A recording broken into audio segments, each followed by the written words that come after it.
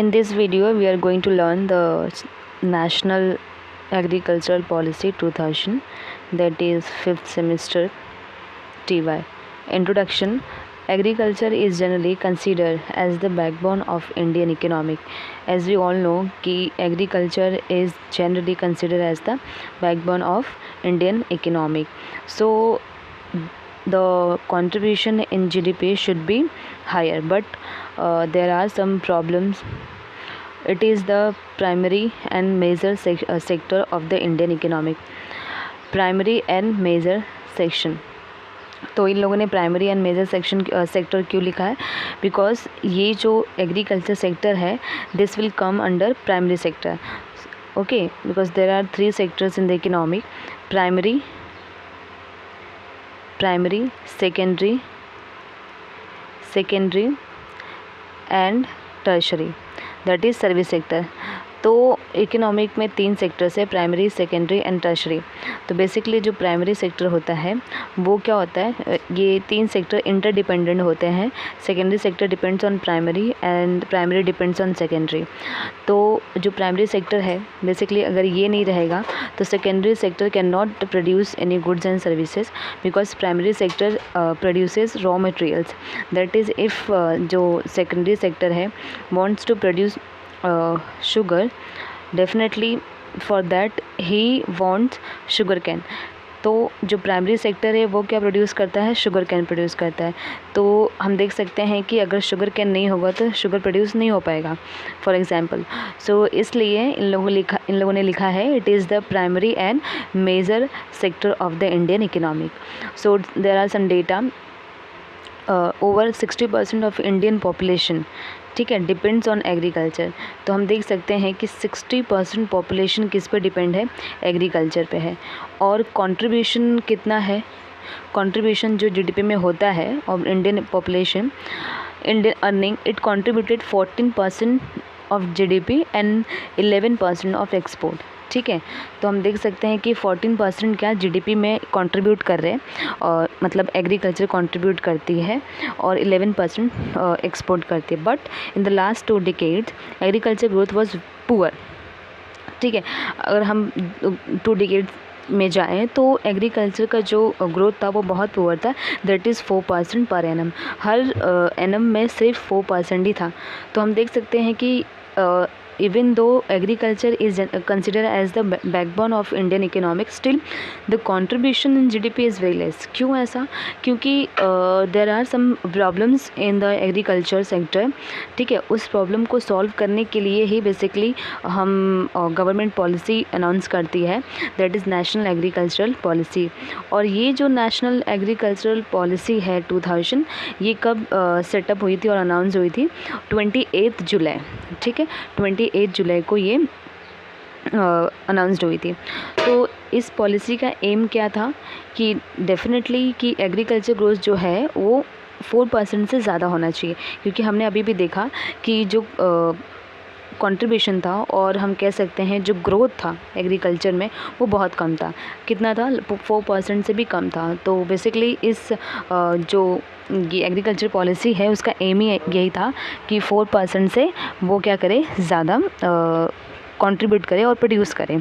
ठीक है, तो ये एक बहुत इम्पोर्टेंट. तो डेफिनेटली अभी यहाँ पे दिया है. ऐसा क्यों बोला है? बिकॉज जो प्राइमरी सेक्टर है, ठीक है, मतलब जो एग्रीकल्चर है उसमें बहुत ज़्यादा ये ग्रोथ नहीं हो पा रहा था.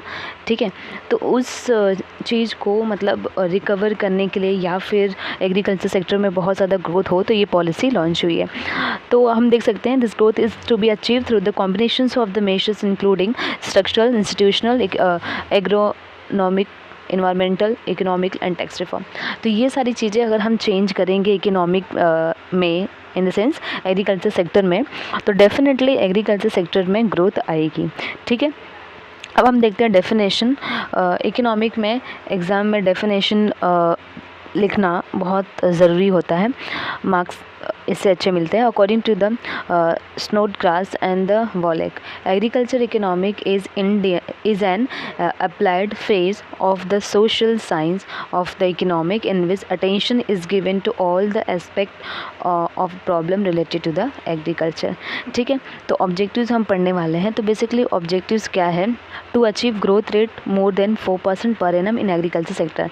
तो हमने देखा था ऊपर इंट्रोडक्शन में कि बेसिकली हम देख रहे थे कि 2 डेकेड्स में जो था जो ग्रोथ था एग्रीकल्चर सेक्टर में बहुत कम था, वो 4% से भी कम था। तो सबसे पहली बात है कि ये जो नेशनल एग्रीकल्चर पॉलिसी है उसका फर्स्ट ऑब्जेक्टिव क्या है कि 4% से ज़्यादा हमें एग्रीकल्चर ग्रोथ अचीव करने हैं। ठीक है, अब growth, definitely growth and development, okay, to make the efficient use of resources. They have written to make the efficient use of resources. Why efficient? Because resources are limited. Okay, तो resources are limited, तो हम resources को optimum manner में use करने चाहिए। इसलिए this is a second objective of this particular policy, that is national agricultural policy, to make efficient use of resources. ठीक है, efficient means what? Producing more product with limited resources, that is called efficient, and every economic wants efficient work only because resources are limited. That's why resources are limited. Then third point, to make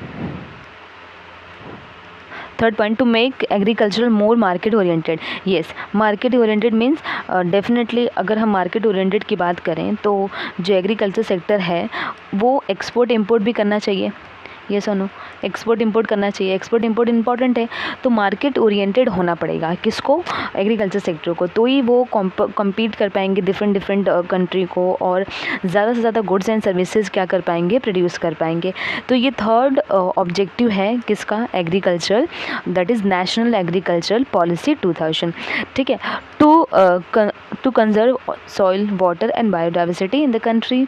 and ये जो सारी चीज़ें हैं इस पर थोड़ी सी चीज़ें हमें जो सॉइल है, जो इम्पोर्टेंट है, वाटर, इन सारी चीज़ों की देखभाल करनी है। देखभाल in the sense like resources तो लिमिटेड होते हैं, तो उनको बहुत ही लिमिटेड लाइक वेस्ट नहीं करना है, ऐसी टेक्नोलॉजी लेके आनी है एग्रीकल्चर सेक्टर में।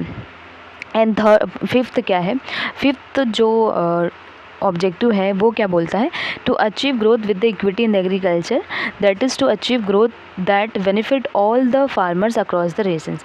ठीक है, तो ऐसे ही ऑब्जेक्टिव्स हमें लेके आने हैं एग्रीकल्चर सेक्टर में जो सबको बेनिफिशियल हो। ठीक है, क्या बोला है? To achieve growth with the equity in agriculture. ठीक है, अब and to achieve growth, that is to achieve growth that benefit all. ये वर्ड बहुत इंपॉर्टेंट है। क्या बोला है? इक्विटी भी बोला है एक वर्ड, एंड बोला है ऑल। तो ये दोनों इंपॉर्टेंट क्यों है? इंपॉर्टेंट इसलिए है क्योंकि अगर आप, जैसे कि अगर गवर्नमेंट कोई भी पॉलिसी लॉन्च कर रही है, दैट इज़ ये पॉलिसी हम पढ़ रहे हैं नेशनल एग्रीकल्चरल पॉलिसी 2000। ठीक है, 2000 की पॉलिसी हम पढ़ रहे हैं। तो इस पॉलिसी में जो भी टेक्नोलॉजी आएगी, जो भी पॉलिसी में चेंजेस आएंगे, वो चेंजेस क्या होने चाहिए? इक्विटी होना चाहिए। मतलब ऐसा नहीं होना चाहिए कि ये जो पॉलिसी है उससे सिर्फ जो लार्ज फार्मर होते हैं उनको ही बेनिफिट हो, ऐसा नहीं होना चाहिए। जो स्मॉल फार्मर हैं सभी को बेनिफिट होना चाहिए, ऐसा इनका कहना है। इक्विटी और ऑल बोला है, तो मतलब जो भी पॉलिसी बनाएंगे वो जो सिर्फ लार्ज फार्मर को नहीं, प्लस स्मॉल फार्मर को भी इसका बेनिफिट मिलना चाहिए। ठीक है, तो मतलब इक्विटी होनी चाहिए एग्रीकल्चर पॉलिसी में, जो भी ग्रोथ है even benefit to all the farmers. ठीक है, अक्रॉस द रीजन। तो ये बहुत इंपॉर्टेंट ऑब्जेक्टिव है किसका? नेशनल एग्रीकल्चरल पॉलिसी का। And the sixth one, to achieve growth that is sustainable. ठीक है, ये सस्टेनेबल वर्ड भी बहुत इंपॉर्टेंट है इकोनॉमिक में। बेसिकली सस्टेनेबल का मतलब क्या होता है? क्योंकि सस्टेनेबल, क्योंकि रिसोर्सेज क्या होते हैं? लिमिटेड होते हैं, तो वो सस्टेनेबल मैनर में यूज़ होने चाहिए। सस्टेनेबल का मतलब क्या होता है कि फ्यूचर जनरेशन के लिए रिसोर्सेज को सेव करके रखना है। ठीक है, तो ग्रोथ तो है, ऑब्जेक्टिव हम ले रहे हैं कि टू अचीव ग्रोथ तो होना चाहिए इकोनॉमिक में, प्लस हमें रिसोर्सेज को भी सेव करके रखना है। बिकॉज रिसोर्सेज क्या होते हैं? लिमिटेड होते हैं नेचर में।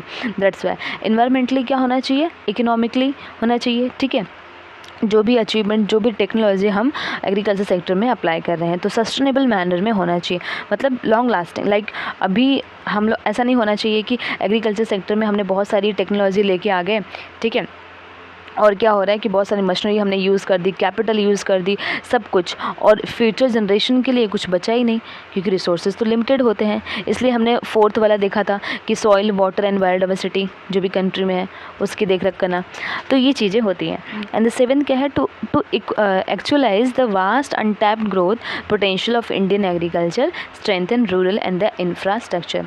तो सेवेंथ जो है ऑब्जेक्टिव है पर्टिकुलर इस पॉलिसी का, वो क्या है कि strengthen rural and vast. Like देखो, अब जो है एग्रीकल्चर सेक्टर है उसको क्या करना, उसकी जो पोटेंसी है ना, जो पोटेंसी है उस पोटेंसी के अकॉर्डिंग ग्रोथ करना है, क्योंकि पोटेंसी तो है, तो बट प्रॉब्लम किधर पे आ रही है, प्रॉब्लम क्या हो रही है कि मिसमैनेजमेंट हो सकता है, या फिर हो सकता है कि बहुत प्रॉपर पॉलिसी नहीं लॉन्च की है हमने, तो ये सारी प्रॉब्लम तो हो सकती हैं। इसलिए क्या करना है, ये सारी ऑब्जेक्टिव को अचीव करने के लिए बेसिकली ये सारा ऑब्जेक्टिव जो है वो किसका है, वो national agricultural, that is national agricultural policy. ये जो फिफ्थ चैप्टर है आपका नेशनल एग्रीकल्चरल पॉलिसी 2000, तो हमने ये देखा कि 2000 जो नेशनल एग्रीकल्चर पॉलिसी है इसके क्या क्या ऑब्जेक्टिव्स हो सकते हैं। तो डेफिनेटली ये कुछ 6-7 ऑब्जेक्टिव हैं, और भी ऑब्जेक्टिव हैं। नेक्स्ट लेक्चर में हम लोग पढ़ेंगे features of national agricultural policy.